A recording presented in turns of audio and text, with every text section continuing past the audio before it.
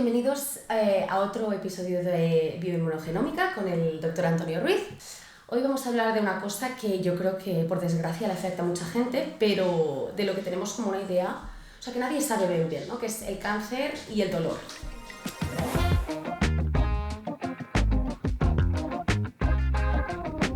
Lo primero puede parecer una pregunta muy obvia porque en internet seguramente lo podéis buscar, pero yo quiero darle más, primero, un enfoque celular, que es lo que hacemos aquí, y también tocar una parte muy importante de a veces cómo el cuerpo somatiza todo lo que nos ocurre y se transforma a veces en enfermedad. Ahora nos lo explicará él mucho mejor que yo. Antonio, bienvenido. Bien hallada. Bueno, bienvenido, que he venido yo a su consulta. Como siempre, siempre igual. Vale, lo primero, ¿qué es el cáncer? O sea, así, ¿qué es el cáncer? Así, sin anestesia. Sin anestesia. Hombre, sin anestesia yo puedo decir que es lo que conoce toda la gente, que el cáncer es ese cangrejo que sale Sí. En los dibujos. Sí. El signo del zodíaco. Sí. Hablamos de cáncer cuando nos estamos refiriendo a un problema de las células. Las células, nuestro cuerpo, pero a mí me gusta hablar de las células. Las células están en continua interacción con el ambiente. Cuando no es por elementos químicos, es por elementos físicos. La comida en sí mismo es algo que nos sirve para mantenernos vivos, pero al mismo tiempo tienes que pensar que es algo extraño al cuerpo. Tú te comes una zanahoria y a ti no te crecen zanahorias por dentro. Entonces todo eso implica una interacción contigo. Por suerte, la mayoría son interacciones beneficiosas y te ayudan a mantenerte viva, a crecer. Pero ¿qué pasa? Que puede que haya elementos externos que afecten al estado de salud de la célula. Las células no se multiplican porque les viene en gana, porque están aburridas y dicen, la célula es una célula, hija. No es así. A la célula le llega un impulso, un estímulo, una llamada, llámese como se quiera, por no decir una palabrota, que sería la cuestión técnica, ¿verdad? Llega algo del espacio que la rodea. Entonces, cuando esa señal es natural, es fisiológica, esa célula se convierte en otra, y aquí no ha pasado nada, ¡hala! Ya somos dos. Claro, que una célula se convierta en dos significa que todo lo que hay dentro de la primera se tiene que copiar exactamente igual en la segunda. Ya tenemos dos. Pero ¿qué pasa si hay aguas turbulentas y la primera anda un poco descarriada? Existe la posibilidad que lo que se tiene que copiar de la primera no se copie exactamente igual en la segunda. Que no se copie una vesiculita que tiene una estamina o que tiene una palabrita de estas, pues es igual. Pero como se copie mal el ADN, el genoma, la razón de ser, esta célula ya no es ni de lejos lo que es esta. Esta célula, digamos que ya viene predispuesta a vivir, pues no sé, 5, 6, 7 generaciones. Y al cabo de esa multiplicación, la primera se muere. Pero no se muere de viejecita, se muere como proceso activo que desarrolla una energía para dejar el espacio a otra. Sí, ¿cómo se llama este? La apoptosis. Eso, apoptosis. De manera que esa apoptosis es un fenómeno natural, lógico, necesario, Marta, necesario. Bueno, pero vuelvo a ese efecto del ambiente. Y resulta que influye lo que sea, una radiación, un alimento que no es ni de lejos lo más adecuado. Podemos hablar de eso también. Hay una serie de circunstancias que pueden llevar a que la copia del ADN sea anómala.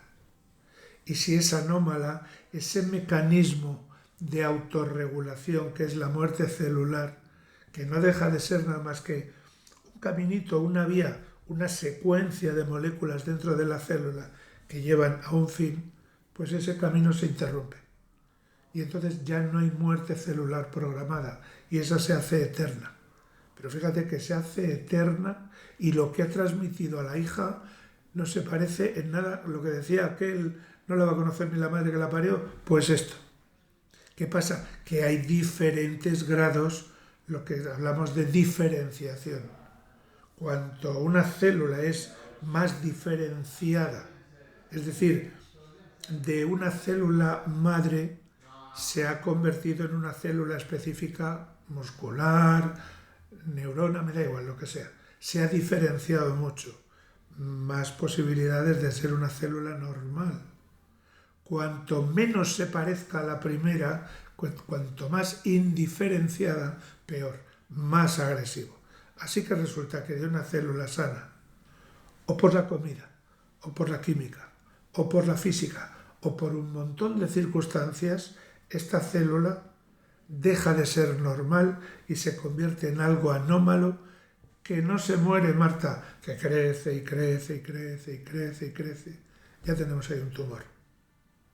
Claro, me lo estoy poniendo, vamos, a tiro en la jugada para decir, con la bioinmunogenómica, que es lo que estamos haciendo, cuando tratamos un tumor, vamos a la razón de ser que ha desarrollado ese tumor para bloquear ese camino a ninguna parte.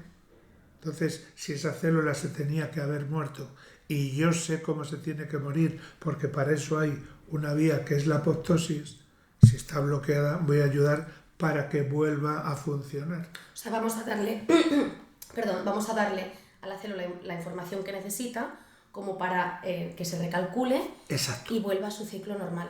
Exacto. Yo el tema de las células de pasar mal la información me lo estaba imaginando un poco como el juego del teléfono. Sí. Que dices, yo qué sé, pistola, y acabas diciendo caballito de mar. Moviola. Exacto. Qué interesante. Del tema del tratamiento con bioinmunogenómica lo tocaremos un poco más adelante, porque bueno, con esto que has dicho de que no se muere, quiero saber y quiero que nos expliques lo que piensas de la quimio, de la radio, de estos tratamientos convencionales. Hay muchas más circunstancias que tienen que ver con el cáncer. Te he hablado solo una, la muerte celular, pero hay muchas más. Eso quiero tocar ahora. Lo del tema de los tratamientos lo tocaremos un poquito más adelante. Quiero que nos digas, porque la gente dirá, vale, ¿qué son estas causas? O si más no, de todas estas causas que existen, ¿cuáles son las que nosotros tenemos una responsabilidad o en las que nosotros tenemos algo que decir? Seguramente casi todas, ¿no? Sí. O sea, vale, ¿por qué puede venir este cambio? Vamos a empezar, por ejemplo, por la comida, ya podemos hacernos una idea, ya hemos hablado de la dieta antiinflamatoria. Exacto, ya me lo has puesto a tiro. Fíjate, nosotros somos unos animales omnívoros, comemos de todo. Y en ese de todo necesitamos comer carne para hacer proteínas. No es que nos tengamos que volver leones de matar al bicho y sobre la marcha comérnoslo calentito todavía, pero hay gente que dice, uy, es que a mí la carne me gusta calcinada. Uf. Vamos a ver. ¡Ostras! Ya sé por dónde vas ahora. Cuando la carne tiene unas determinadas características naturales que son las que va a aprovechar nuestro cuerpo, cuando esa carne la pones en el fuego y huele ya, vamos, a carbonilla, entonces cuando dicen, ¡y qué rico! Vamos a ver, esa carbonilla es cancerígena. Y lo que tendría que haber servido para bien, para que tú te mantengas, que es una carne que te va a aportar proteínas, te estás comiendo un trozo de carbón que claramente va a ser cancerígeno. Ostras. Oye, ¿y por qué desde la primera vez que me como un filete no me da el cáncer? Hombre, pues porque tú tienes una serie de mecanismos de metabolización, de defensa de lo que viene de fuera, y entonces la primera vez tus mecanismos soportan esa agresión, lo destruyen, lo eliminan y aquí no va a pasar nada. Pero claro, si tú esto lo haces un día sí, otro también, y no quiero que penséis que esto ocurre nada más que con la carnaza de buey, la carne roja. Tú te comes un pollo calcinado o te comes un cordero calcinado, te va a pasar exactamente igual. Vale, de calcinado hablamos en carbonilla. Cuando se le veía lo negro de la brasa. Exactamente. No cuando la plancha está un poco tostada, ¿no? Mira, también. no, ¿qué va? Claro que hay que establecer una diferencia. La carne tiene un contenido en hidratos de carbono. Cuando tú esa carne la pones en la plancha o en la brasa, hay un momento que deja de parecer cruda y coge un color precioso, como caramelizado. Eso es lo que se conoce como la reacción de Maillard. Esa reacción de Maillard es el indicador como para decir, no me tengas más en el fuego, hasta aquí ya está bien. Pero la gente como dice, ay no, es que parece que está sangrando, es que está vivo, y entonces no, lo calcinan. Eso, es que lo de calcinar, es verdad, es que se queda carbonizado. Sí. Eso no tiene nada de alimento. Vale. Y eso es claramente cancerígeno. Cuando eso lo comes hoy, vamos a decir que mañana no, pero pasado otra vez, y al otro, y al otro. Tus mecanismos para metabolizar eso, llega un momento que se agotan. No tienes capacidad de respuesta. Y entonces es cuando esa célula inicialmente sana empieza a no funcionar. A veces la célula va a decir, uy, qué mal que tengo el rincón de arriba a la derecha. Bueno, pues corta ese cachito, es decir, hay un proceso de autofagia y no pasa nada. Pero cuando ese cachito resulta que es un cachazo y tenemos la mayoría de la célula alterada, esa célula ha llegado a un punto de no retorno. Entonces, lo mejor que le puede ocurrir es que se muera, apoptosis. Porque como no se muera, ya tienes ahí una célula tumoral. Te la va a comenzar a liar. Y esa célula tumoral ya no está sujeta al orden de las células que le rodean. Eso que te decía, llega una señal del espacio extracelular que dice, venga, que te formes otra célula hija. Empieza a hacer cosas raras. Empieza a hacer lo que le da la gana. Y crece, y crece, y crece. Entonces ves que hay una superficie uniforme y dentro de esa superficie uniforme un mondonguito que empieza a crecer por libre. Ya tienes ahí un cáncer en potencia. Claro, ahí hay muchas cosas para decir antes de que aparezca el bultito. Pero eso no me adelanto. Vale, ¿cuánto tiempo? Ya sé que no me lo puedes decir y supongo que es distinto en cada persona, pero digamos que cuánto tiempo desde que ocurre una agresión, ya sea bien por comida, por otras que vamos a tocar ahora, hasta que el cuerpo empiece digamos, a expresarlo, ¿cuánto puede tardar? Esa respuesta es tremendamente variable. Vale. Hay estímulos irritativos que pueden ser fulminantes y en cuestión de nada, de un día para otro, esa célula se canceriza, pero lo habitual no es eso. Es lo habitual que sea a base de años, de un daño más crónico, exacto, ¿no? Vale. Ahí es donde nosotros tenemos la capacidad de adelantarnos a los acontecimientos. Es decir, tú habrás oído hablar a mis colegas oncólogos, qué suerte que lo hemos cogido a tiempo, es un tumor in situ, no se ha movido de la mucosa, está ahí quieto, de allá. Pero ya tenemos un alien, chiquitito, pero alien. Pero está ahí. Sin embargo, con la inmunogenómica, lo de bio es celular, o sea que a veces te diré bioinmunogenómica, otras inmunogenética, me estoy refiriendo a algo muy parecido, un cajón desastre. Bueno, en ese cajón desastre hay un momento que la alteración es molecular. No hay evidencia de nada, absolutamente de nada. Pero esa carne chamuscada que está implicando una modificación del equilibrio interno de esa célula, ya está haciendo que el desarrollo de la célula sea completamente anormal. Y no hay tumor, y no hay marcadores tumorales, no hay nada. Sin embargo, a nivel molecular, empiezan a haber, por ejemplo, muestras de inflamación que no se va. Te digo esto porque es, digamos, la base, la madre de todas las batallas, la inflamación.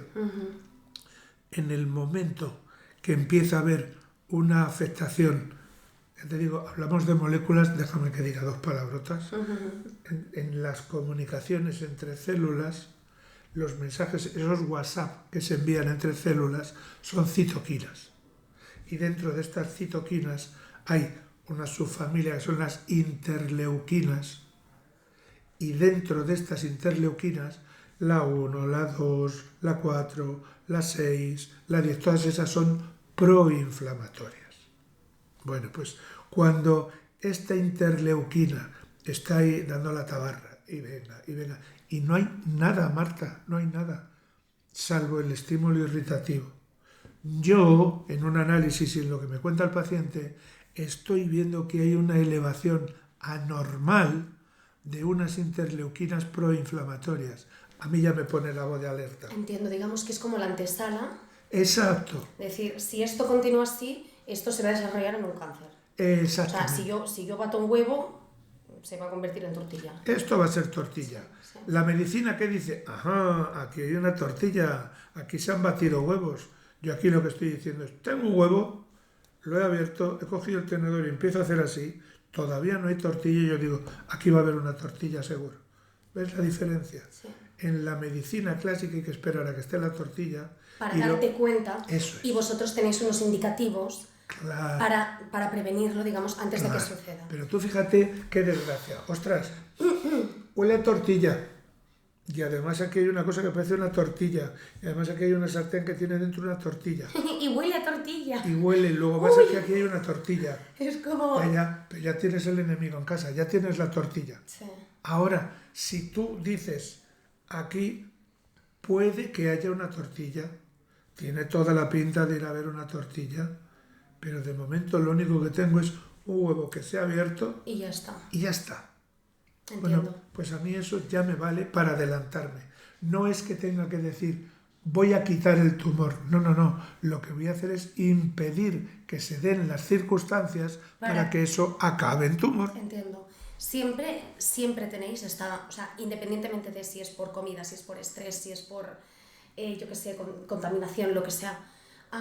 ¿Siempre se puede observar esto en monogenómica? Sí. Sí. Perfecto. Fíjate qué maravilla. Ya, que se pueda... Cuando tú estás diciendo en el contexto clásico de la medicina, cuanto antes lo coja mejor. Claro, no es lo mismo coger un cáncer in situ, es decir, que está aquí en la capa más externa y no ha profundizado, a que tengas aquí un mondongo así de gordo y resulta que tienes ya lesiones a distancia. Claro. Entonces, la medicina clásica dice, evidentemente, el caso este que ya está con lesiones a distancia, no te voy a decir que se ha perdido, pero está en camino, está muy difícil. Sí, porque está en un proceso muy avanzado Claro.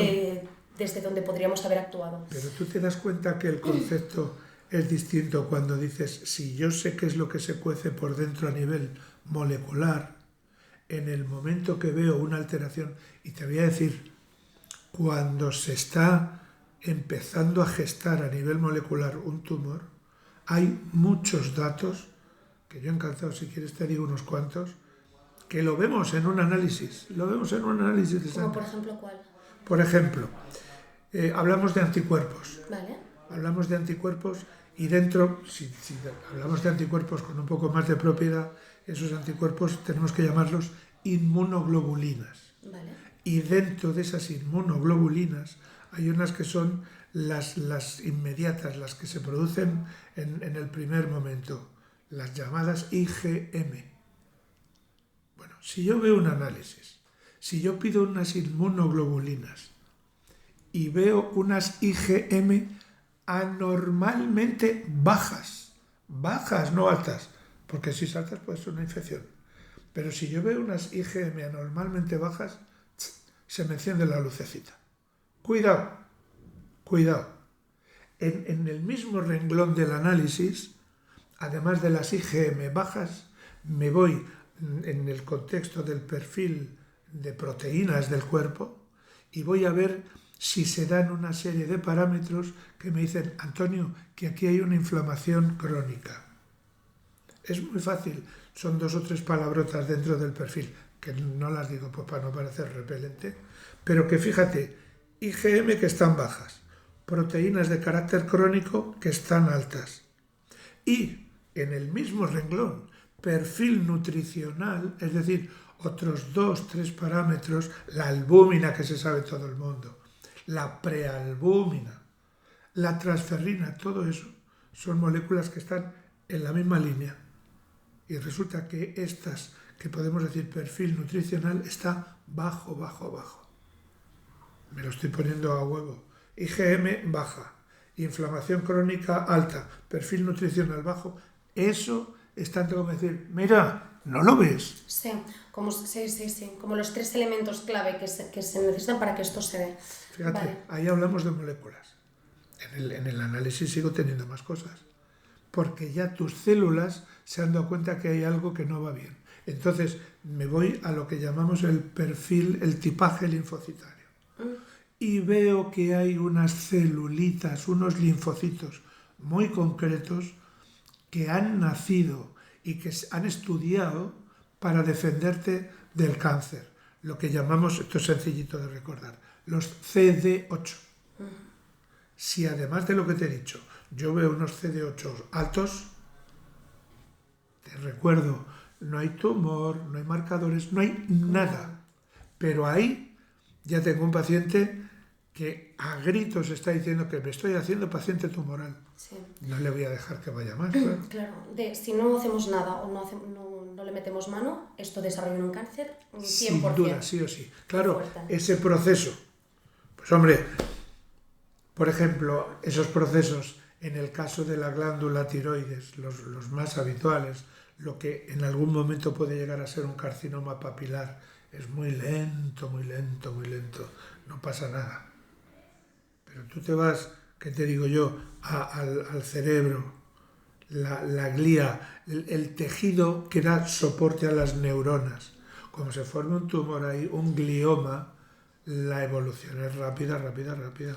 Ahora que dices esto, de lo del cerebro, porque me ha venido a la cabeza que justo, bueno, también habrá sido casualidad, que las personas que conozco o de oídas que han tenido quizá un cáncer en el cerebro eran quizá más jóvenes, Sí. quizá más que, por ejemplo, algún tipo de cáncer que sea más de gente mayor, como un cáncer de pulmón. Y esto me hace pensar de que quizás ciertos hábitos o de estas cosas que pueden causar, de estos estímulos que pueden llegar a causar un cáncer, pues la comida, estrés, que ahora tocaremos, se podría dividir en categorías, es decir, alguien que come mal es más probable que desarrolle este tipo de cáncer, alguien que tiene mucho estrés es más probable que desarrolle este tipo de cáncer. Sin duda. Vale, digo, es que esto tendría sentido. ¿Vale? Sin duda. Qué sin duda. interesante. Fíjate, por ejemplo, con el estrés. Vale, vamos, si te parece, vamos a ir tocando qué cosas pueden derivar a un cáncer y qué tipo de cáncer es el más probable en el que acabe, para ver si también la gente dice, ostras, pues a mí me coincide esto. Por ejemplo, el tema de la comida. Vamos a ir a numerarlos para al menos tener una idea de cuántos serían. Aparte de la carne calcinada, por ejemplo, ¿qué más cosas hay? Yo pensaba más en el tema de comer mal, de procesados. Pero claro. Pero, vale, más allá del comer mal, de todo lo que hemos tocado en la dieta antiinflamatoria, que tenéis aquí los episodios, os los dejo, ¿hay otros momentos en la comida como esto de la carne? Mira, podemos decir una norma muy general, Sí. muy básica, pero muy útil, Sí. y es que ya me he referido al calcinado, ese ya nos olvidamos. Pero es muy fácil que como consecuencia de la comida estés generando una inflamación. Hay que pensar que la comida, siendo algo que nos favorece y que nos mantiene vivos, es algo ajeno al cuerpo. Nos produce inflamación simplemente Luego consumirla. produce. Sí. Lo que ocurre es que es un proceso inflamatorio absolutamente natural, autolimitado en el tiempo, claro. y entonces no pasa nada. No es prolongado, no se cronifica, Claro. entonces es... Pero si tú tienes una inflamación permanente, ahí es donde empieza a haber un problema, porque esa inflamación puede que derive en que yo voy siempre al plano celular para que veas que luego de ahí van a venir todos los males. Si yo tengo esa inflamación y esa inflamación me está bloqueando el mecanismo de autodefensa de la célula, desde ese momento esa célula está comprando todas las papeletas del sorteo de hacerse eterna. Simplemente porque tienes una inflamación mantenida en el tiempo. Entonces, fíjate si es fácil. Aprende que la comida en sí misma puede ser algo irritante, y aquí yo sé que se pueden asustar, así que vamos a ver cómo lo digo para no causar pánico. Claro, vamos a entender que todo esto, es lo que ha dicho Antonio, no es la primera vez que te pasa, tampoco no queremos causar un caos y un alarmismo innecesario. Claro. De ostras, si hago esto esta vez me va a dar cáncer. No, como siempre vamos a tratarlo todo con cabeza y sin alarmarnos. Pero fíjate, estamos hablando de alguien, que esto lo vivo yo en la consulta, no te creas tú que me lo estoy inventando. Gente que dice, yo sé que me acabas de decir que los cereales pueden ser perjudiciales, pero es que lo del pan no es negociable, no pienso dejar de comer pan. Digo, no sé entonces para qué has venido aquí, claro, porque yo te estoy dando una razón de ser. Claro. ¿La razón cuál es? Que estás comiendo algo que tiene unas características inmunológicas para los que tu sistema no está preparado. Tú estás preparado para asimilar un trigo antiguo, por ejemplo, de 7 cromosomas, que ya hemos hablado alguna vez, pero no uno de 40. Sí. Y yo te digo, Marta, que no comas este pan. Y tú, R. Estás generando una irritación, una inflamación permanentemente en tu intestino. ¿Eso qué significa? Que estás forzando una formación de generaciones de células en el intestino que en algún momento, por puro criterio estadístico, alguna célula desbarra y se hace mala. Sí. Ahora eso, añádele, vamos a meter otro factor en el alimentario. No, la hierba para los camellos o para los caballos, a mí dame carnaza, y ya te he dicho antes lo que pasa, pero no comen nada de vegetales, no comen fibra vegetal. La fibra vegetal es maravillosamente fundamental para mantener viva y en condiciones fisiológicas la microbiota intestinal.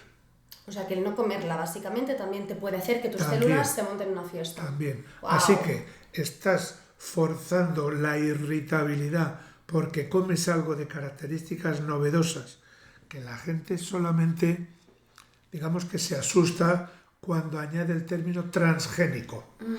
Y entonces dice, uy, pero si no le añades eso, dice, no, que va a tener de malo el pan si todo el mundo lo come. Entonces tú fíjate, estás irritando químicamente por una parte y estás por otro quitándole la nutrición de esas bacterias que hay en el intestino. Sí. Bueno, pues no le estás dando lo que necesita con unas verduras, entiendo. Sí. Pues con esas dos cosas ya tienes la crónica de una muerte anunciada.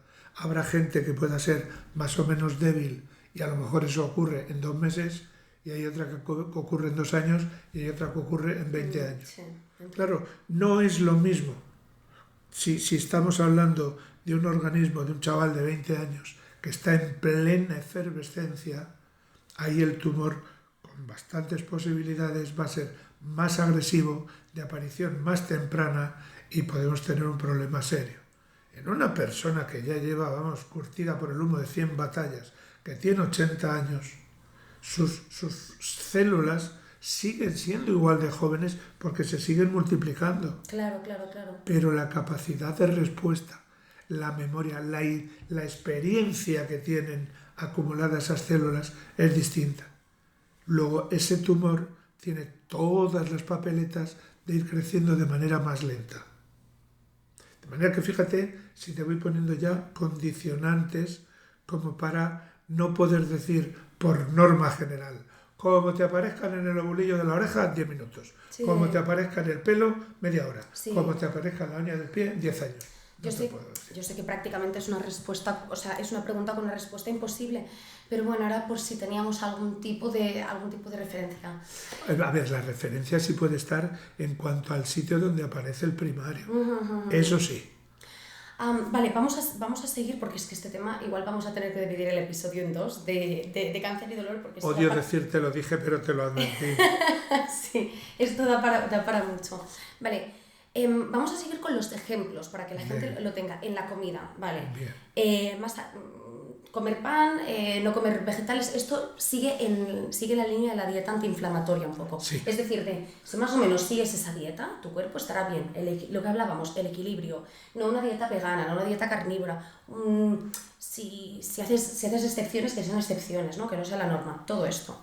Pero aparte por ejemplo, aparte de esto, de la norma base, más ejemplos como tema de carne chamuscada, ¿hay alguna, por ejemplo, el beber bebidas muy calientes?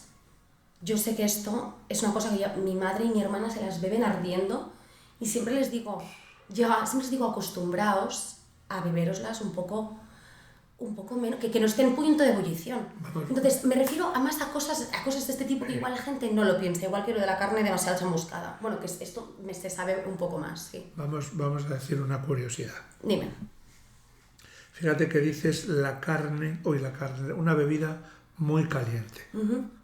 ¿Tú te has dado cuenta que tus receptores del sistema nervioso, cuando coges la taza y está ardiendo, te lo pones en los labios y te quema, vamos, que lo tienes que dejar. Sí. Si eres un poco inconsciente y lo tragas, en el momento que pasa la puerta de entrada, esa sensibilidad al calor ya está perdida. Es decir, en el esófago y en todo el tubo digestivo, el calor no te va a desencadenar ninguna respuesta de evitación, de rechazo. Pero tenemos unas cubiertas, unos epitelios muy sensibles, muy sensibles. Así que lo que te has tomado ardiendo en cuanto que llega al esófago y especialmente en el tercio inferior, esto lo saben muy bien los orientales, los japoneses, los chinos, que son muy dados a tomar estas bebidas ardiendo.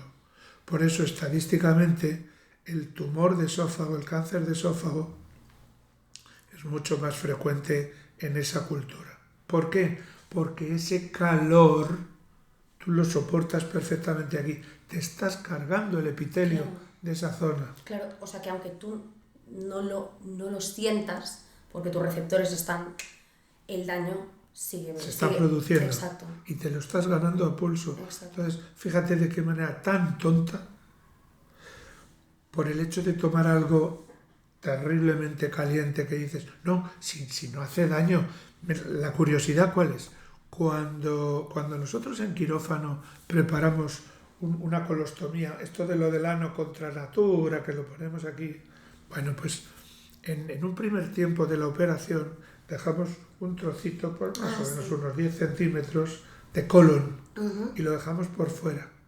Lo tapamos y al cabo de unos días, pues no sé, 8 días, 7 días, 10 días, bueno, un periodo razonable de tiempo, llevamos a ese paciente a quirófano para recortar lo que decimos la colostomía. Claro, tú pensarás, como lo tienen que recortar y le llevan a quirófano, le tendrán que anestesiar otra vez. Para nada. No nota nada. Nada. No tienes que coger con unas pinzas y tirar de él, porque entonces por la distensión le va a doler una barbaridad, pero tú coges unas pinzas, coges el bisturí eléctrico y lo cortas, que huele a pollo quemado, que para qué, lo cortas y el paciente no le duele absolutamente nada. Ya veo por dónde vas, qué fuerte. Entonces, claro, si esa sensibilidad frente al calor en todo el tubo digestivo, desde aquí hasta sálvase a la parte, no existe, no es que esté perdida, es que no existe. Wow. El mecanismo de defensa en el intestino, por ejemplo, en todo el digestivo, puede ser la dilatación. A ti te da un retortijón tremendo y tienes un viento, un pedete por ahí que no encuentra la salida y esa dilatación te duele. Pero tú metes una antorcha olímpica ahí en la tripa y no pasa absolutamente nada. Qué fuerte. Así que fíjate, cuando te estás tomando la tacita que dices, no debe ser malo porque yo en el momento que paso la boca... No me quema. No me quema. O sea, digamos que para la gente que ahora sin paranoia, que no seáis hipocondríacos, por favor, para la gente que esté ahora... Ay, pues no me puedo tomar nada caliente, ahora todo frío, el frío extremo tampoco, ¿no? Tampoco. Es que es el punto medio, chiquis, o sea, yo creo que es el equilibrio de la vida y ya está. Pues claro, entonces, ni chato ni narizota. Exacto, entonces quizá, digamos que la manera de avisarte es, si en el labio te quema, es que significa que tu cuerpo no puede, o sea, tu esófago no lo está tolerando. Si es una temperatura más o menos adecuada que tus labios toleran, adelante. Vale, más casos de la comida, ¿hay alguno? Por ejemplo, pues esto, la temperatura de las cosas, ni muy frío ni muy caliente. la carne chamuscadita, ¿hay algo más de este Hay estilo? muchas cosas, ¿De la comida? Jope. pero muchas cosas Ponme algunos ejemplos así medio rápidos. irritantes químicos, por ejemplo, del tipo de ácidos, pues igual. Tú piensas... El picante. Bueno, a ver, Cuidado, si el picante es un picante natural, vale. no tengas preocupación, Vale. porque además es que te estimula el vaciado, sobre todo del estómago, Vale. no es que te vaya a dar diarrea. Pero tú tomas un picante natural, una guindilla, y una guindilla que estés dándote cuenta que tomas picante, porque si te comes guindilla hasta que la lengua se te queda anestesiada, entonces ya ahí no te estás enterando de nada. Vale. Pero tú coges un picante que sea más o menos artificial y tú solita estás irritando también esa mucosa. Todo lo que signifique forzar ese ciclo vital de la célula para que recupere la estabilidad de un epitelio, una vez no pasa nada, 2 veces no pasa nada. Pero si continuamente estás forzando esa irritabilidad para que se formen células nuevas, te vuelvo a decir, criterio puramente estadístico. Si estás forzando que haya muchas multiplicaciones celulares, es cuestión de tiempo para que aparezcan células anómalas. De modo que hablamos de las chamusquinas, hablamos de los picantes. No quiero que la gente piense mal con lo de picantes. Ya digo que hay picantes y picantes, o irritantes e irritantes. Todo lo que sea, yo creo que es mejor entenderlo así.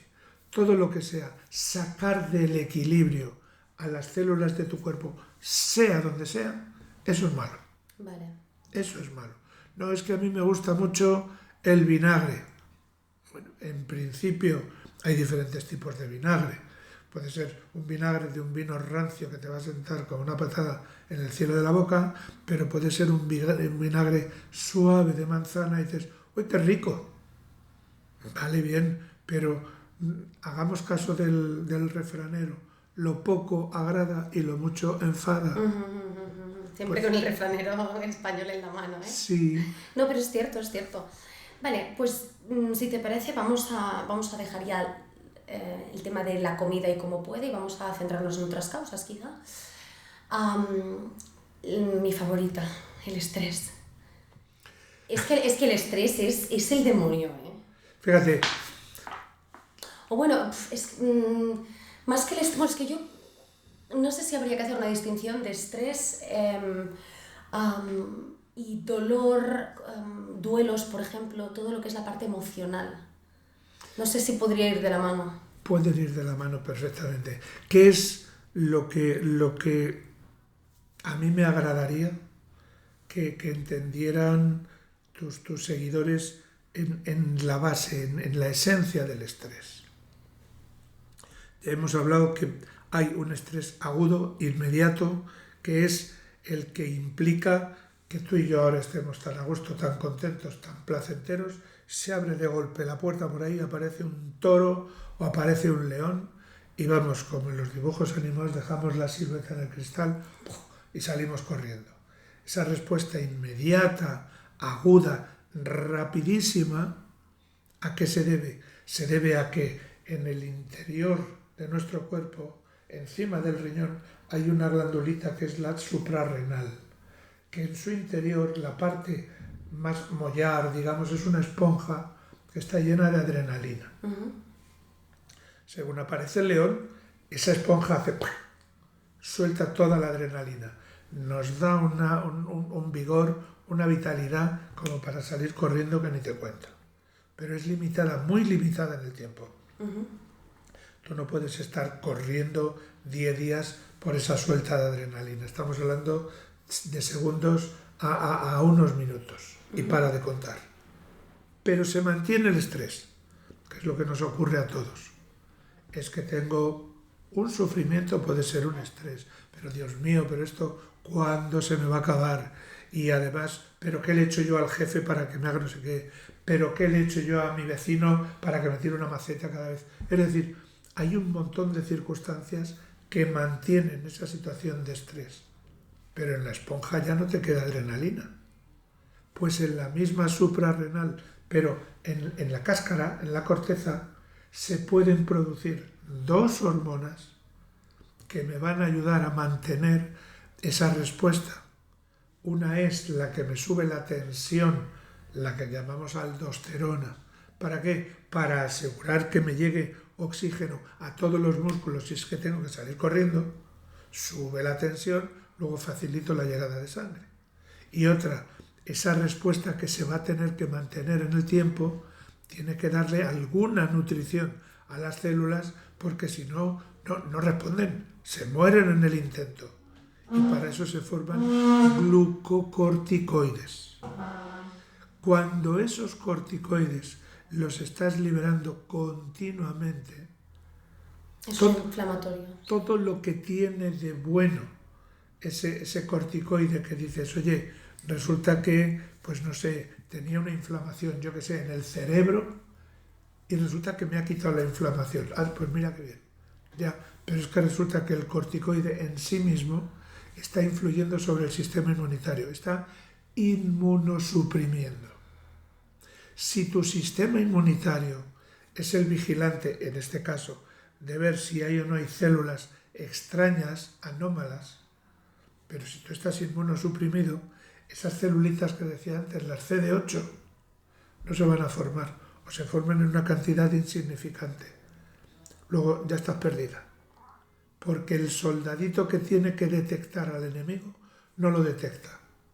Fíjate que estamos viniendo de una situación de estrés, esa situación de estrés que aparentemente es alerta, vigilando para defenderte, está yendo contra ti cuando se mantiene en el tiempo. Porque esa situación de estrés te está dejando sin defensas. ¿Tendríamos alguna referencia de tiempo o es lo mismo que antes? Te digo lo mismo. Hay gente más susceptible que enseguida empieza a tener problemas y hay gente que aguanta carros y carretas y que aparentemente no pasa nada. No pasa nada, ya. Pero ahora fíjate, otro factor a añadir en el caso de las células tumorales, para que veas que las respuestas siempre tienen que ser personalizadas. Sí. La célula tumoral es capaz de generar una respuesta química, para que nos entiendan, es capaz de ponerse una capita que la vuelve invisible. Oh, wow. Si tú tienes un sistema inmunitario que no es capaz de detectar porque no tiene células, porque está inmunosuprimido, y encima esas células tumorales se están haciendo invisibles, pues bueno, blanco y en botella. ¿Qué dice el manual? Que tienes un tumor, pero como la luz que tenemos aquí. ¿Cuál es que antes me decías que sí que había quizá una relación entre el tipo de agresión y la expresión del cuerpo? ¿Cuál sería un cáncer típico de las personas con estrés? Pues eso es para una amiga. En principio, todo lo que significa irritabilidad de mucosas, que son las que están más expuestas, lo tienes mucho más inmediato como para que se pueda producir una tumoración, por ponerte un ejemplo.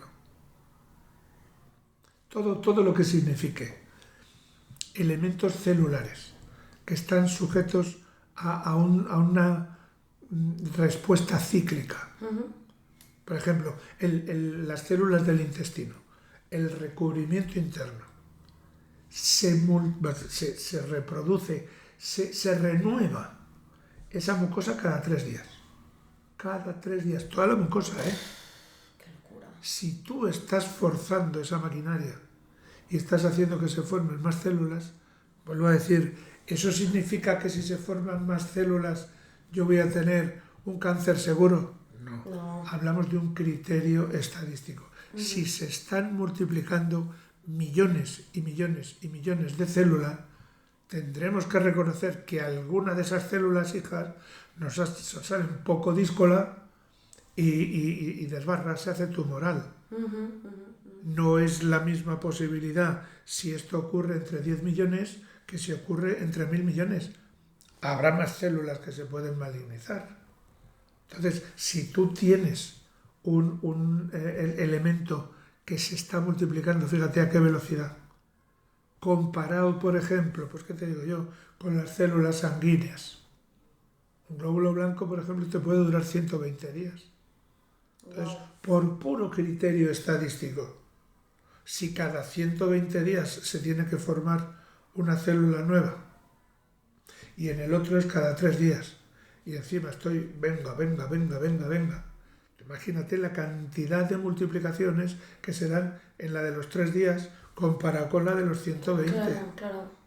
Entonces, hombre, si te pones a ver, pues yo qué sé, una leucemia es un tipo de enfermedad oncológica hematológica que existe, claro que existe. Pero si tú te pones a ver, digamos, un ranking, ¿dónde va a parar la cantidad, por ejemplo, de tumores que pueden aparecer en el aparato digestivo frente a la cantidad de enfermedades, por ejemplo, de leucemias que puede haber? Que los dos son malos, es que no estamos hablando de eso. Estamos hablando en cuanto a las posibilidades. O sea, ¿te refieres que es mucho más probable que haya una enfermedad en el sistema digestivo que en la sangre? Por ejemplo. Sí, vale. Por ejemplo, ¿por qué se dice ojo a la hora de tomar el sol? Porque con la piel está ocurriendo lo mismo. Cuando tú estás diciendo, me voy a pasar la esponja para exfoliar, esa exfoliación es de células muertas ya, es el estrato córneo. Vale, que no es malo, ¿no? No, Sí. hombre, vale, claro vale. que no. Digo, hay otra. Pero si tú estás tomando el sol y estás actuando sobre las células que se están multiplicando, y tú fíjate la superficie expuesta que tienes al sol, y aquí estás muy tapadita, pero en la playa estás muy desnudita. Sí. Luego te da el sol por todas partes. Claro. La cantidad de células que tienes expuestas al sol que se están multiplicando, tú piensas en verano cuando te quemas, ¿en cuánto tiempo desaparece la quemadura solar y ya tienes piel nueva? Rapidísimo. Rapidísimo. Sí. Luego entonces eso, y trasladado a todo tu cuerpo, Claro. fíjate las posibilidades de que pueda aparecer una tumoración maligna. Hablamos siempre de criterios estadísticos. Es decir, la gente ya por esto dice, pues no voy a tomar el sol en mi vida porque me va a dar un melanoma. Pues mira, no, ni chato ni narizotas. No es eso. ¿Qué opinas? No nos desviemos mucho, pero ¿qué opinas de esto de las cremas solares? Que hay gente que las demoniza por todos los químicos que llevan, pero luego por otro lado la exposición al sol. Yo lo que había oído de algunas personas que digo, bueno, sentido tiene. Mucha gente lo que defiende es que, claro, las cosas no pueden ser tan bruscas, ¿no? Que si, por ejemplo, nosotros estamos todo el año en una oficina, nunca salimos durante el invierno, por ejemplo, apenas te da el sol, o sea, todas las horas a las que te expones se pueden sumar, ¿no? En todo un invierno, pero luego llega el verano, te vas de vacaciones y te tiras pues 10 horas, 8 horas las de sol que haya al sol a chamuscarte, pues digamos que tu cuerpo no se ha ido acostumbrando. Exacto. Yo lo que he oído es, porque al final con mi hermana muchas veces lo hemos hablado de esto, es que somos el único animal que necesitamos crema del sol, ¿no? Entonces, supongo que también hay una predisposición genética de personas, más luego todos los factores, pero digamos que el sol, si tú lo haces con cabeza y en verano no te expones en las horas más agresivas y tú te vas exponiendo a lo largo de todo el año, no debería haber un problema. Claro, pero te das cuenta que ahí al hablar de exposición necesariamente tienes que meter el factor tiempo. Claro. Es que no es lo mismo que te vayas a las 8 de la mañana a la playa y te vuelvas a tu casa a las 8 de la tarde. Porque, vas a acabar hecho una pavesa. O que vayas de 1 del mediodía a 3, 4 de la tarde, que es el momento en el que el sol más daño hace. Es una barbaridad.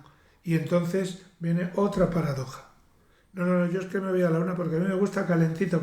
Vale, te vas a la playa, pero te pones factor 200.000. Es decir, es como si te hubieras metido dentro de una coraza, con lo cual no te sirve de nada. Claro. Sí, no vas a tener a lo mejor un morenazo que para qué, pero dices, como estoy al sol, estoy haciendo vitamina D. Porque tú lo digas. Claro. Si te has puesto esa cubierta protectora... Eso te iba a decir, porque al final del sol absorbemos la vitamina D. Si tú te embadurnas tanto, tampoco... O sea, no puedes absorberla. Claro que no. Mira, para que tú entonces tú dirías, cremas de sol sí, cremas de sol no, cremas de sol a veces. Depende de qué cremas de sol, depende de qué factor y para exposición durante cuánto tiempo. Vale. Y vuelvo al refranero que decía antes, lo poco agrada. Lo mucho enfada. Entonces, no te pases, hombre, ponte al sol, vale, muy bien, que te dé el sol. ¿Cuánto? Pues yo qué sé, un cuarto de hora, media hora, por lo menos el primer día, que te vas curtiendo un poquito, que vas cogiendo color, que luego puedes estar un poco más tiempo, que no te pones un factor, digamos, de pantalla total, porque entonces los mecanismos fisiológicos que tiene la piel te los estás cargando. Claro, tú dices, no, qué bien, porque voy a estar al sol. Y como tengo este factor de protección total, es como si no me estuviera dando. Claro. Si me apuras, vale, mira tú qué bien, que hasta, digamos que estás evitando que se te pueda, evitando entre comillas, que se te pueda formar un melanoma. Bueno, si lo quieres ver así, es posible, pero de paso te estás cargando un mecanismo maravilloso de formar de vitamina D, porque está filtrando completamente. Claro. Entonces, si a ti lo que te gusta es estar calentito y que te dé el sol, vale, pues bueno, pues lo entiendo, pero si tú quieres hacer algo que además vaya bien para tu cuerpo, sin tener la sombra de, uy, el melanoma, uy, la enfermedad, pues busca el término intermedio, exacto, la moderación. Sí. Y esto, no sé si es cierto, pero leí hace no mucho que por el tema de nuestra evolución, de dónde estábamos en la Tierra, que las personas con piel un poco más morena, que necesitan estar más horas al sol, bueno, más rato al sol para absorber la vitamina D, y que la gente muy blanca rápidamente la... ¿No? No, sí, pero que en los tiempos que corren yo no quisiera transmitir a tus seguidores que aquí lo importante es que si estás al sol vas a formar vitamina D, porque no es verdad. Porque no es verdad. ¿Por qué? Pues para que tú formes vitamina D, lo mismo, digo un par de palabrotas nada más. En la nutrición hay un momento en esa cadena de formación de moléculas dentro del cuerpo, hay una molécula antes de llegar al colesterol, que el paso previo, 7-dehidrocolesterol. Esta moleculita que ya tiene el nombre de colesterol, debemos tenerla en la piel. Si yo tengo esa molécula y tomo el sol, el efecto del sol, pero el efecto del sol ahí arriba, no en el horizonte, porque ahí no me hace absolutamente nada. Pero cuando está ahí arriba, esos 10, 15, 20 minutos, transforman el 7-dehidrocolesterol en colecalciferol. Y eso ya empieza a sonar vitamina D. Se ha dado esa transformación. Ahí tiene que ver el sol. Pero si tú estás esperando que formes el colecalciferol por tomar el sol, tendrías que preguntarte, ¿pero tú estás formando suficiente colesterol? Porque yo cada vez me voy encontrando más personas con unos niveles de colesterol por los suelos. Y ahora vamos a añadir otro factor, que es que cuidado, que en muchas ocasiones a esas personas se les dice, oye, qué bien que tienes 120 de colesterol. ¿Cómo que qué bien? Es muy bajo, ¿no? Es muy bajo, no está formando células como es debido, no está formando hormonas como es debido. Si tienes un colesterol tan bajo, el 7 es el paso previo de hidrocolesterol, también es bajo, luego no estás formando vitamina D. O sea, lo que te refieres es que para que se forme esta vitamina D tienes que tener por lo menos unos niveles de colesterol decentes. Claro, vale. Porque eso me hace pensar que estás formando colesterol de una manera bien, razonable, aceptable, y entonces tienes más posibilidades de formar vitamina D. Pero significa mucho nivel y buen efecto del sol cuando está en todo lo alto, no cuando está en el horizonte. Entiendo. Dicho de otra manera, yo en la consulta sistemáticamente, en vez de decirle, sí, toma el sol, oye, mira, si puedes salir a la calle y te da el sol, me alegro mucho, pero toma un suplemento de vitamina D. Sí. Y un suplemento de vitamina D, por cierto, suplemento que tiene un efecto también antitumoral. La vitamina D es un protector maravilloso de la vida en general. Bueno, pues tú tomas un suplemento de vitamina D porque tu cuerpo no va a ser capaz de formar toda la vitamina D que necesitas en el día a día. No. No. ¿De ninguna de las maneras? No, porque una y dos. O lo absorbes en el intestino y entonces es una vitamina D que has tomado y dependerá que esa vitamina D sea natural, no artificial, no de laboratorio y a ser posible de origen animal. Esto me recuerda cuando yo era pequeñito y en todas las casas había un frasquito de aceite de hígado de bacalao. Ah, vale. Porque ahí sí que había elementos naturales que nos ayudaban. Hoy en día no, hoy en día pura química y encima te dicen, no, tú tómate esta ampollita y te la tomas una vez al mes, que con esto ya tienes suficiente nivel de vitamina D. Bueno, sobre eso habría mucho que hablar, porque esa vitamina D al disolverse en la grasa, se supone que se almacena en la grasa y de ahí el cuerpo iría sacando lo que necesita cada día. Ya. Y entonces, ¿cómo explicamos que en las mujeres hay una vascularización un poquito comprometida en la grasa? Y es posible que haya camino de ida, pero que el camino de vuelta esté un poquito más comprometido. Entiendo. Y haces depósitos, pero no te vale para nada. Entiendo. Dicho de otra manera, a mí me gusta contar las cosas, digamos, pues eso, ser didáctico. ¿Te imaginas las células del páncreas que hacen insulina, llamando a capítulo las células del cuerpo el día 1 de cada mes, diciendo, chicas, ahí tenéis 100 unidades de insulina, os arregláis para todo el mes? Claro, no es una cosa que se acumule y sí, ya entiendo. O sea, el cuerpo lo va fabricando. Lo vas necesitando y funciona esa demanda. Claro. Si hoy te estás comiendo una manzana, vas a necesitar un poquito más de insulina. Pero si te estás comiendo, yo qué sé, un pimiento, un pescado, no necesitas la misma cantidad. Entonces, ¿no es más fácil que tú estés tomando todos los días una cantidad, lo que se llama la cantidad mínima recomendable? ¿No es más fácil y más fisiológico eso? Bueno, pues tú te das cuenta, poco a poco, no pierdo el norte de lo que estamos hablando hoy, que es del tumor. Se abren como muchas ventanitas de Windows esto. Efectivamente, tú te das cuenta cómo poco a poco, y digamos que influimos en las costumbres alimentarias, y esas costumbres alimentarias al final volvemos otra vez a la base del problema. Estás provocando una irritabilidad, estás forzando un funcionamiento de epitelios y al mismo tiempo estás desencadenando una inflamación.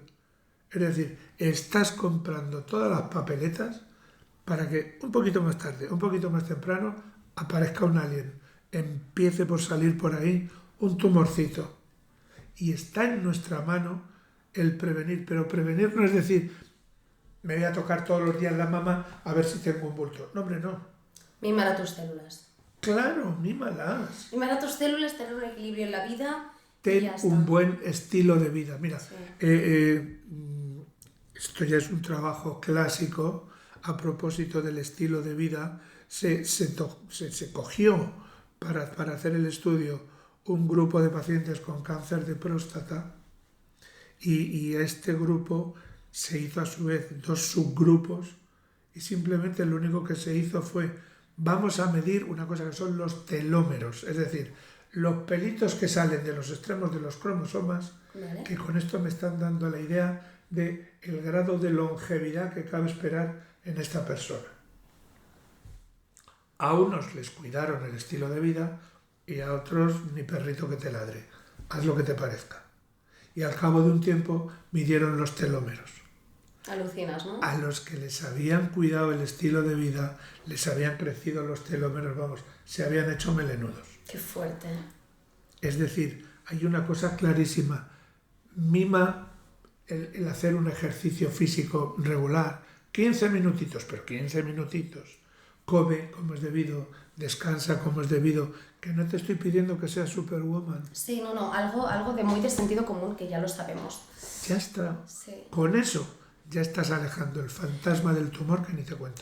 Entonces, porque hay una cosa que siempre se ha dicho mucho, ¿no? De no, es que esto es genético, siempre se le echa la culpa a la genética, pero es que al final digamos que son los malos hábitos y las agresiones lo que modifican esa expresión genética. Sí, señor. No es como, ay, mi abuela, mis ancestros estaban inspirados, tengo una genética súper buena, yo puedo hacer lo que quiera, o ay, tengo una genética súper mala, es que no es mi culpa, no es mi culpa, no es mi culpa. Claro, eso te quita mucha responsabilidad de decir, guay, yo supongo, ya lo has dicho antes, supongo que hay gente que según los genes, que tiene más resistencia, ¿no?, a algunas cosas, que en las mismas condiciones, o sea, dando las mismas agresiones, una persona quizá aguantaría más que la otra. Pero si una persona tiene muy buena genética, una persona, digamos, que tiene una genética más, yo qué sé, no tan buena, la persona con buenos, diciéndolo así de manera simple, la persona con buenos genes no se cuida, y la persona con malos genes se cuida, la que tiene las de ganar es la persona que tiene buenos hábitos, ¿no? ¿Qué te hace pensar, por ejemplo, entre tú y yo? Yo, como tengo más edad, es decir, que tengo más tiempo de supervivencia, debo tener unos genes que alucinas comparados con los tuyos, que te queda mucho por recorrer. ¿Qué te hace pensar que yo voy a tener un gen mucho mejor que el tuyo? No hay nada así como tal que te pueda hacer creer algo que no es verdad. Los genes están ahí. Esos genes van a tener una expresión. Es decir, para que un gen se ponga de manifiesto, se tienen que dar unas circunstancias. Hoy en día, con lo que sabemos, podemos modular la expresión de los genes. Hay unos genes que son los primeros que se descubrieron en cuanto al desarrollo de la enfermedad tumoral. Hablamos de oncogenes. Vale. Esos oncogenes los tienes tú y los tengo yo. Los tenemos todos. Los dos primeros que se estudiaron son el C-FOX y el C-JUNC. Son acrónimos, que no viene al caso. Bueno, vale. Si yo tengo esos genes, pero los tengo ahí en el arca, guardaditos, custodiados. ¿Custodiados qué significa? Que como bien, como de manera regular, descanso, es decir, mimo mi vida. Esos oncogenes los tengo, vamos a ponernos literarios, en la cara oculta de la luna. Es decir, me voy al núcleo de la célula y veo que hay unos conjuntos de genes que están como más accesibles, son más fáciles de expresarse. Eso se llama de una manera. Y hay otros que se van a la periferia de ese acúmulo dentro del núcleo, que son cosas mucho más apelmazadas y que van a salir con más dificultad. Si yo los oncogenes los tengo en la parte dificultosa para que se expresen y no les doy pie a que se expresen, tengo muchas menos probabilidades de desarrollar un cáncer que quien está probando la paciencia y eso lo tiene en una parte más expuesta a salir. La idea es expresar o no expresar un gen. Hoy en día, con la bioinmunogenética y consecuencia de eso, la bioinmunogenómica, tenemos la posibilidad no de manipular el genoma, esa es otra cosa. Tenemos la posibilidad de actuar sobre la expresión del gen. Vale, esto, porque cuando nosotros empezamos a grabar esta serie y cuando yo conocí a Antonio como paciente grabando todo esto, le llamábamos bioinmunogenética. Pero luego más adelante él dijo, bueno, esto más bien debería llamarse bioinmunogenómica. Pero esto no has explicado el por qué. Pues vamos a ello. Yo es que cuando me lo dijiste lo busqué, lo entiendo, pero no tengo el conocimiento como para explicarlo así. Por favor, adelante, que lo vas a decir mucho mejor. Es muy fácil. Bio es todo lo que se refiere a células, en general.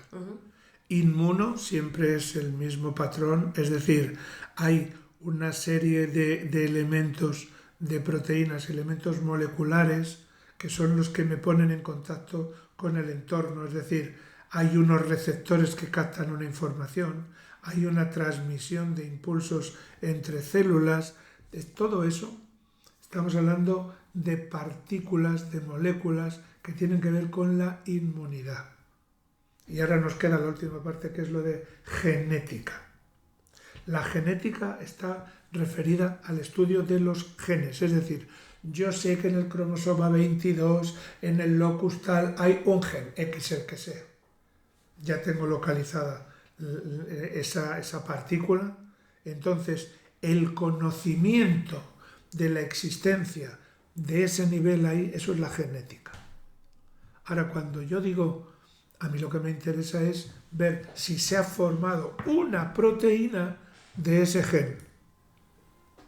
La proteína la vamos a llamar proteoma y el resultado de leer ese gen y que se forme la proteína es lo que se llama el genoma. Entonces, claro, si yo lo que quiero ver es la expresión de la genética, la proteína que me da la idea de la expresión de eso, proteoma, eso es la genómica. Sí, o sea, es la expresión de estos genes y la Claro. la aplicación que se le da Claro. para hacer un tratamiento. ¿Sí? A mí lo que me importa que es, pues no sé, si tú tienes, por ejemplo, pues el caso de una pacientita, una niñita que yo le tengo un cariño tremendo. Esta niña, por un problema genético, que es que resulta que hay un cromosoma que ha perdido un bracito y como consecuencia de la no continuidad de ese bracito hay una alteración genética. No se va a expresar un gen que está ahí. Y eso se llama de una manera. No se expresa una proteína. SHANK3. Es igual. Bueno, si yo quiero ayudar a la niña a que, vamos a ver de qué manera hacemos que recupere una estabilidad, una autorregulación, ¿qué es lo que voy a hacer? Me las voy a ingeniar para darle la proteína para que esa célula se vuelva a meter en una dinámica de normalidad. Estoy hablando del genoma, estoy hablando de una proteína como consecuencia de, digamos, un mal funcionamiento de la expresión del gen, pero un buen funcionamiento, porque como sé qué proteína es, yo le estoy dando esa proteína en forma de un nanopreparado, las famosas formulitas. De Bruselas. Eso es. Bueno, pues como yo sé cuál es el resultado que no está teniendo lugar con la genética, me voy al resultado, me voy al genoma y digo que me hagan un preparado con esa proteína. Esto que yo estoy haciendo es genómica. No genética. No es genética. Sí. La genética sigue estando ahí atragantada porque el brazo está roto. Pero la expresión, sin embargo, la estoy pudiendo desarrollar. Sí. Claro, fíjate qué maravilla. Todo esto es gracias a la biotecnología, ¿eh? Sí, sí. Amamos biotecnología. ¿Qué Yo te voy a veo, contar? yo soy cyborg, veo gracias a la biotecnología. 100%. Pues, chicos, como esto es muy largo, nosotros vamos a seguir grabando. Vamos a seguir grabando y la semana que viene, pues el episodio de hoy se queda aquí y la semana que viene pues ya tendréis la continuación de todos estos temas que nos han quedado por tocar, de tema del dolor, de otras expresiones del cáncer y todo este tema, ¿vale? Antonio, muchísimas gracias. De nada. Tú y yo nos quedamos. Hasta la semana que viene.